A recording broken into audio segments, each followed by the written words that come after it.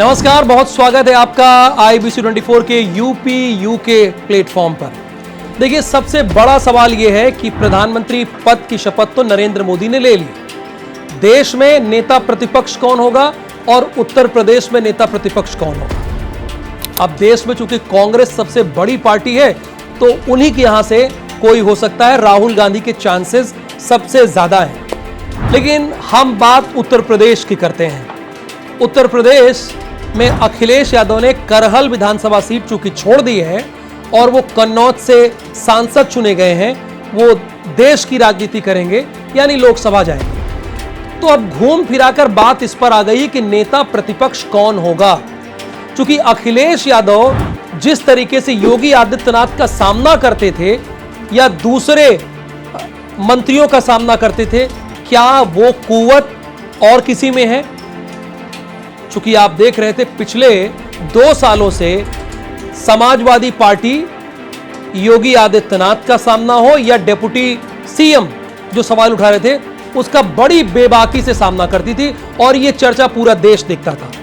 अब 3 नाम आ रहे हैं, बिना देर किए 3 नाम पर हम आ जाते हैं। वो 3 नाम कौन कौन से हैं जो नेता प्रतिपक्ष की रेस में सबसे आगे हैं। पहले नंबर पर शिवपाल सिंह यादव है, ये पहले नंबर पर इनका नाम है। दूसरे नंबर पर इंद्रजीत सरोज है और तीसरे नंबर पर राम अचल राजभर है। अच्छा, इंद्रजीत सरोज और राम अचल राजभर ये जो दोनों हैं ये पूर्व में बसपा में रह चुके हैं और शिवपाल सिंह यादव ये पुराने नेता हैं, समाजवादी पार्टी के संस्थापक सदस्यों में से एक हैं। लेकिन अब क्रमवार बात कर लेते हैं। शिवपाल सिंह यादव यानी शिवपाल सिंह यादव को नेता प्रतिपक्ष बनाया जा सकता है और क्या इनमें अड़चने आ रही वो बता सकते हैं। एक तो पहली बात, शिवपाल सिंह यादव का मजबूत पक्ष ये भी है कि वो 2009 में नेता विरोधी दल रहे हैं जब बसपा की सरकार आई थी। ये इनका सबसे मजबूत पक्ष है। और दूसरी बात यह है कि सबसे सीनियर यहाँ के विधायक हैं, यानी उत्तर प्रदेश में अगर बात की जाए समाजवादी पार्टी की तो सबसे सीनियर विधायक हैं। पूर्व में मंत्री रहे, कई मंत्रालयों को संभालने का इनके पास अनुभव है। और दूसरी बात है कि नेता प्रतिपक्ष का ऐसा होना चाहिए जिसका सब सम्मान करे। इसमें दो राय नहीं है कि भारतीय जनता पार्टी भी शिवपाल सिंह यादव का सम्मान करती है। आप देखिए, बगाए बगाए योगी आदित्यनाथ भी इस बात को कही देते हैं कि चचा का सम्मान नहीं हो रहा है। उनकी फिक्र करने वाला हर कोई है। ये सबसे मजबूत पक्ष जाता है शिवपाल सिंह यादव के खाते में। एक्सपीरियंस, अनुभव और सबको ले चलने की क्षमता। चूंकि अखिलेश यादव के बाद अब 100 से ज्यादा विधायक हैं, उनको एक साथ ले चलने की जिम्मेदारी शिवपाल सिंह यादव के पास हो सकती है। अच्छा, ड्रॉबैक क्या है। अब चूंकि ड्रॉबैक में भी बात करना चाहिए, इनके विपक्ष में कौन कौन सी बात जाती है। एक तो अखिलेश यादव इस बार 37 लोकसभा सीटें जीते हैं और देश का तीसरा बड़ा दल बनकर समाजवादी पार्टी उभरा है। कभी भी मुलायम सिंह यादव के जमाने में भी इतनी सीटें नहीं आई। अब वो फार्मूला कौन सा लेके चले थे, पीडीए का फार्मूला लेकर ही वो 37 सीट पर जीत कर आते हैं। अब पीडीए के फार्मूले पर तो ये फिट बैठ नहीं रहे। और दूसरी बात, परिवारवाद का आरोप लग जाएगा अलग। भाई, अब ये कहा जाएगा ना, एक तो 5 सांसद अपने परिवार के अखिलेश यादव जिता लिए, ठीक है ना, 5 सांसद रहे ना। देखिए, ये अखिलेश यादव हो गए, आदित्य यादव हो गए, अक्षय यादव हो गए, धर्मेंद्र यादव हो गए, डिंपल, ये 5 हो गए। ये 5 सांसद एक ही परिवार से हैं। अब उसके बाद जब नेता प्रतिपक्ष की संवैधानिक पोस्ट है, उसको बहुत सारी सुविधाएं मिलती हैं, जैसे कि बड़ा बंगला मिलता है और सारी जो कैबिनेट मिनिस्टर की रैंक की सुविधा होती है वो उन्हें मिलती है। तो ये कहा जाएगा कि अखिलेश यादव ने पद छोड़ा और शिवपाल सिंह यादव संभाल रहे हैं एक ही परिवार के। ये सबसे बड़ा ड्रॉबैक है। अब आ जाते हैं दूसरा बड़ा नाम। दूसरा बड़ा नाम कौन सा है नेता प्रतिपक्ष का? इंद्रजीत सरोज।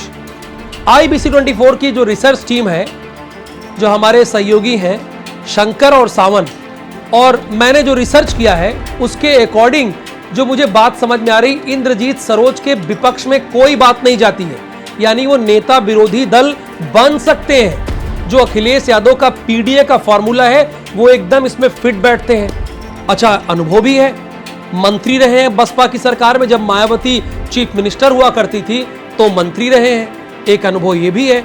और एक चीज ये भी है कि सबको लेकर चलने वाले हैं, और ये समाजवादी पार्टी के राष्ट्रीय महासचिव भी हैं, यानी सीनियर लीडर है।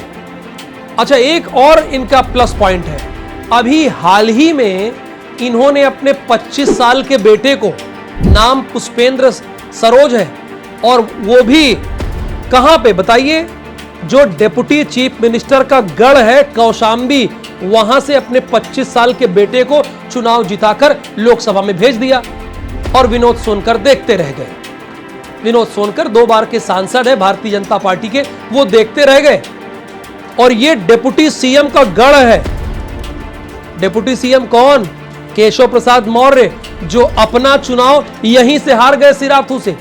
हालांकि अलग बात है कि उनको बाद में उप मुख्यमंत्री बनाया गया और आजकल दिल्ली में पाए जा रहे हैं। 6 दिन हो गया दिल्ली में ही हैं। 2 बार की कैबिनेट बैठक खत्म हो गई, लेकिन वो दिल्ली में ही डटे हुए हैं। अब तीसरा बड़ा नाम कौन सा है? यानी इसमें कोई ड्रॉबैक नहीं है, इंद्रजीत सरोज में फिट बैठते हैं, सीनियर लीडर है, कोई परिवारवाद का आरोप नहीं, पीडीए के नेता हैं। अब तीसरा बड़ा नेता जो आता है वो राम अचल राजभर का आता है। राम अचल राजभर ये समाजवादी पार्टी के विश्वसनीय नेताओं में से एक हैं। हालांकि पूर्व में, यानी पहले में बसपा में रह चुके हैं, लेकिन अखिलेश यादव के इस समय खासम खास कहे जाते हैं। राम अचल राजभर और लालजी वर्मा 2022 के इलेक्शन के पहले इन्होंने समाजवादी पार्टी ज्वाइन की थी। ये वरिष्ठ नेता है। इनकी खासियत क्या है, जरा एक नजर उस पर डालते हैं।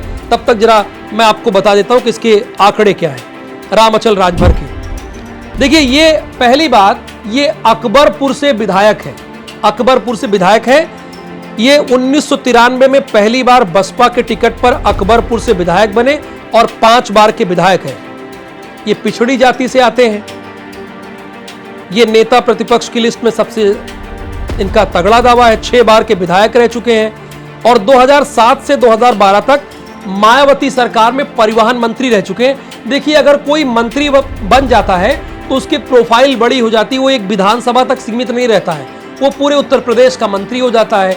और परिवहन मंत्री तो अपने आप में बड़ा मंत्रालय है। तो राम अचल राजभर इस लिहाज से आगे बनाए जा सकते हैं।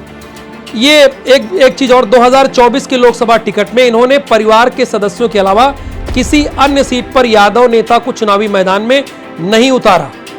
इन्होंने राजनीतिक जानकार मानते हैं कि अखिलेश यादव इस बार अति पिछड़े या दलित नेता को आगे बढ़ाने के लिए हर प्रयोग कर रहे हैं। उनमें से एक इनका नाम भी है। ये तो बात हो गई नेता प्रतिपक्ष की, यानी घूम फिराकर नेता प्रतिपक्ष 3 नामों पर आता है, जो मैंने आपको बताया, शिवपाल सिंह यादव, इंद्रजीत सरोज, राम अचल राजभर। वैसे हमारे उत्तर प्रदेश के लोग बड़े पॉलिटिकल हैं। जितनी चर्चा हमारे यहाँ चाय की दुकान पर हो जाती है, उतनी तो कई बार संसद भवन में और विधानसभा में नहीं होती। मैं बहुत जिम्मेदारी से कह रहा हूं, बहुत इंटेलेक्चुअल जनता है उत्तर प्रदेश की। तो आप लोग क्या सोचते हैं कि कौन होगा नेता प्रतिपक्ष? आपकी क्या राय है? आपके लिहाज से क्या हो सकता है? वो जरूर हमें कमेंट बॉक्स में बताइए कि आप किसे देखते हैं। क्योंकि नेता प्रतिपक्ष की सिर्फ कुर्सी सुविधा लेने के लिए नहीं है, वहां पर योगी आदित्यनाथ, ब्रजेश पाठक के साथ साथ केशव प्रसाद मौर्य और सुरेश खन्ना जैसे कद्दावर नेताओं का सामना भी करना है और अपने दल को एकजुट रखना है। तो अपनी राय जरूर बताइए कमेंट बॉक्स में हमें कि आप किसे चाहते हैं कि नेता प्रतिपक्ष हो। नमस्कार, धन्यवाद। जुड़े रहिए आप IBC 24 यूपी यूके के पेज के साथ।